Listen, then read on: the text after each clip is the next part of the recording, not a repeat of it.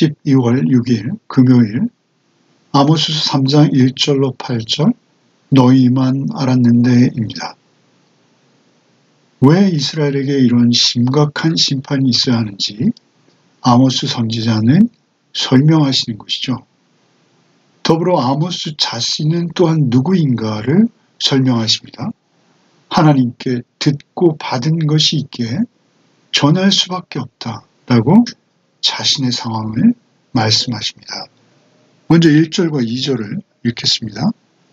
이스라엘 자손들아 여호와께서 너희에 대하여 이르시는 말씀을 들으라. 애굽 땅에서 인도하여 올리신 모든 족속에 대하여 이르시기를 내가 이 땅의 모든 족속 가운데 너희만을 알았나니 그러므로 내가 너희 모든 죄악을 너희에게 보응하리라 하셨나니. 1절에 이 예언의 대상은 북이스라엘뿐 아니라 남유다를 모두 포함한다 라고 말씀하시는 것이죠. 애굽 땅에서 올라오게 하신 모든 민족이라 하십니다. 그들은 하나님의 음성을 들으라고 말하는 것이죠. 특별히 그들이 하나님의 음성을 듣고 반응해야 하는 이유는 무엇입니까?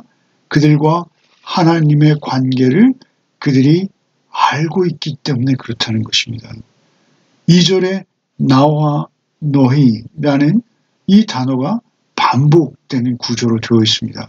내가 너희만 알았고 내가 너희에게 보응하겠다는 것이죠. 너희만 알았다라는 것은 많은 민족과 많은 사람들이 있으나 나는 너희만을 택했고 또 너희와 관계에 맺기를 원했다라고 말씀하시는 것이죠. 그래서 하나님께서는 너희에게 나를 알게 하셨다는 것입니다. 그렇죠. 알 수 있었기에 관계가 맺어졌고 이스라엘이 이스라엘 된 것이죠. 성도는 그렇게 하나님과의 만남 속에서 하나님과의 관계로 맺어지는 것입니다. 여기서 안다는 것은 우리가 잘 알고 있듯이 굉장히 친밀하고 내밀한 관계로 서로가 서로를 아는 것입니다. 그들이 애굽에서 올라올 때부터 지금까지 그들은 하나님의 크신 사랑을 알고 있습니다. 그리고 그분의 공의로우신 성품 역시 알고 있습니다. 하나님께서는 그들을 심판으로부터 구원하시는 유일한 구원주이심을 그들의 경험을 통해서 또한 잘 알고 있습니다. 안다라는 것은 성경책에서 택했다라는 의미로도 번역되고 있어요. 여기 또 똑같이 야다, 알다라는 이 단어는 창세기 18장에서 내가 그로 그 자식과 권속에 명하여 여호와의 도를 지켜 의와 공도를 행하게 하려고 그를 택하였나니 이런 구절이 있어요. 택하였나니 이것이 야다입니다. 의와 공도를 행하게 하려고 그를 택하였나니 나를 그들에게 알린 것은 의와 공도를 행하게 하려고 하셨다는 것입니다. 하나님을 알리고 하나님을 그들이 알 때 하나님께서 부르신 뜻을 따라서 살아가는 것이죠.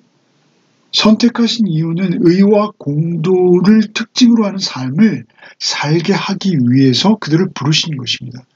그러니까 하나님의 사람이라는 것은 의로움, 특별히 정의로움이죠.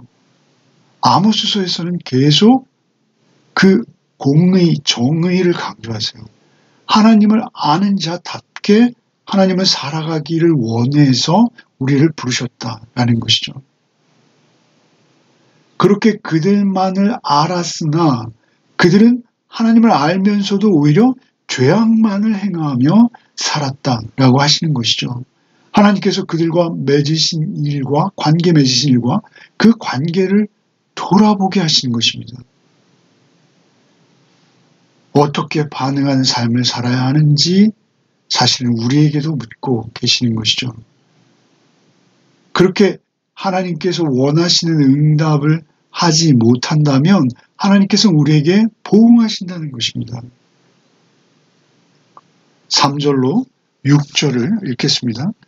두 사람이 뜻이 같지 않은데 어찌 동행하겠으며 사자가 움킨 것이 없는데 어찌 수풀에서 부르짖겠으며 젊은 사자가 잡은 것이 없는데 어찌 굴에서 소리를 내겠느냐. 덫을 땅에 놓지 않았는데 새가 어찌 거기 치이겠으며 잡힌 곳이 없는데 덫이 어찌 땅에서 튀겠느냐. 성읍에서 나팔을 울리는데 백성이 어찌 두려워하지 아니하겠으며 여호와의 행하심이 없는데 재앙이 어찌 성읍에 임하겠느냐. 7번의 질문이 연속적으로 이어지고 있어요. 청중들, 곧 듣는 자들로 하여금 어떤 행동에 대한 반응, 곧 원인에 대한 결과는 정해져 있다라는 것에 동의할 수밖에 없는 질문들을 던지고 있는 것입니다. 청중들은 그 호세아의 말을 듣고 고개를 끄덕이거나 그렇다, 참으로 그렇다라고 대답할 수밖에 없는 질문들을 이어가시는 것이죠. 어떤 결과가 있다는 것은 거기에 따르는 원인이 반드시 있어서 그렇게 된다라는 것입니다. 두 사람이 길을 함께 하는데 그 둘이 여행을 함께 하기로 미리 결정했기 때문에 두 사람이 함께 걷는 것이라는 것이죠. 이어지는 질문들은 그 의미가 더 분명해집니다. 왜 사자가 그렇게 포효하는가? 왜 사자가 우는가? 바로 먹잇감을 사냥했기 때문이라는 것입니다. 왜 새가 갑자기 땅이 떨어지는가? 그물에 걸렸기에 그렇다라는 것이죠. 왜 짐승을 잡는 덫이 갑자기 튀어오르는가? 그것은 짐승이 덫에 걸렸기 때문이라는 것입니다.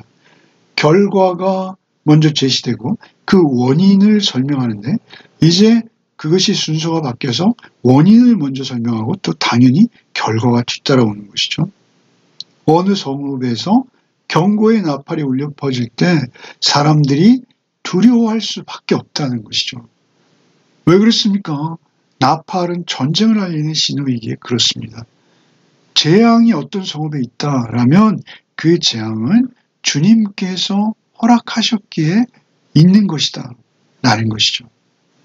그것을 그들에게 확신시키고 싶으신 것입니다. 이스라엘에게는 많은 재앙도 따라오고 있었던 것이죠. 그리고 아모스 선지자가 말할 때 청중들은 지금까지 1장과 2장에서 선포된 그 심판들을 떠올릴 수밖에 없습니다. 그 7가지 모든 예화들은 어떤 특정한 행동에 대해서 즉각적이고 자동적인 반응이 있다는 것입니다. 나팔 소리가 들리는데 내가 과연 두려워해야 돼? 두렵지 않아도 돼? 이렇게 논쟁하지 않는다는 것입니다. 나팔 소리가 들리면 당연히 심장이 뛰고 혈압이 오르고 죽음의 위협을 느끼는 것이죠. 너희는 나를 통해서 지금 하나님의 심판의 소식을 듣고 있는 것에 반응해야 한다는 것입니다.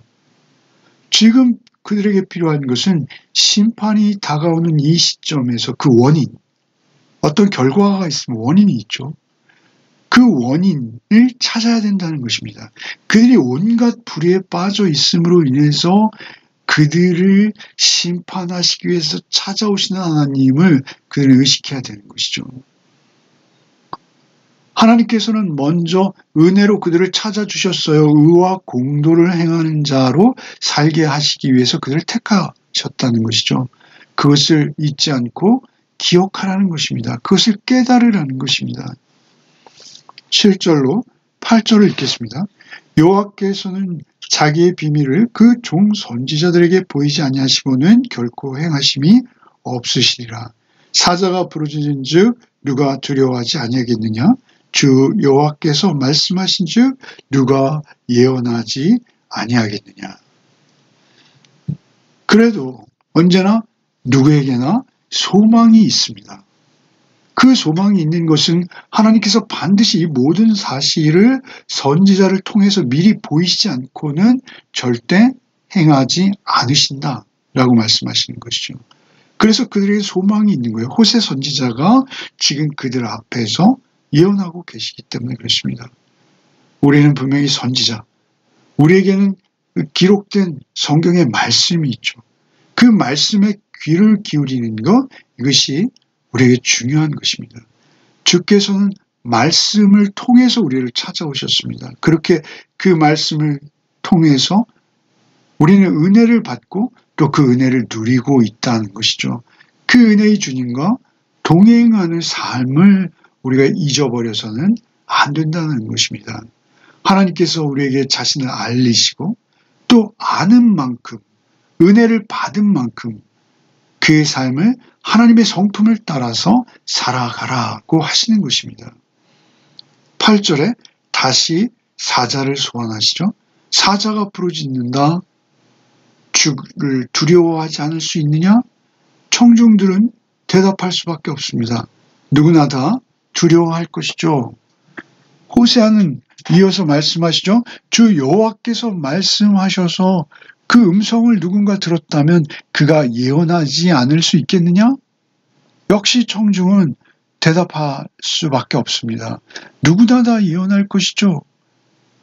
아모스는 자신이 남유다의 농부에 불과하지만 북이스라엘까지 와서 하나님의 말씀을 대언하는 이유는 사자의 음성을 들었기 때문이라는 것입니다. 주의 말씀을 들었기에 너에게 전하는 것이다. 자기 정체성을 밝히시는 것이죠. 사실 우리 모두는 그렇게 음성을 들은 자들이죠. 그 음성을 들은 자는 누구라도 그 음성의 주인, 곧 하나님의 말씀을 따라서 살아가는 것이 마땅하며 또한 그 음성을 따라서 예언하는, 말씀을 전하는 삶을 사는 것이 또한 마땅하다라고 말씀하시는 것이죠. 이스라엘을 제사장 나라 삼으신 하나님께서 우리 역시 제사장으로 부르셨다라는 것이죠. 예수께서는 누가복음 12장에 말씀하십니다. 무릇 많이 받은 자에게는 많이 요구할 것이요 많이 맡은 자에게는 많이 달라 할 것이니라. 예수님께서는 고라신과 벳세다를 책망하시죠.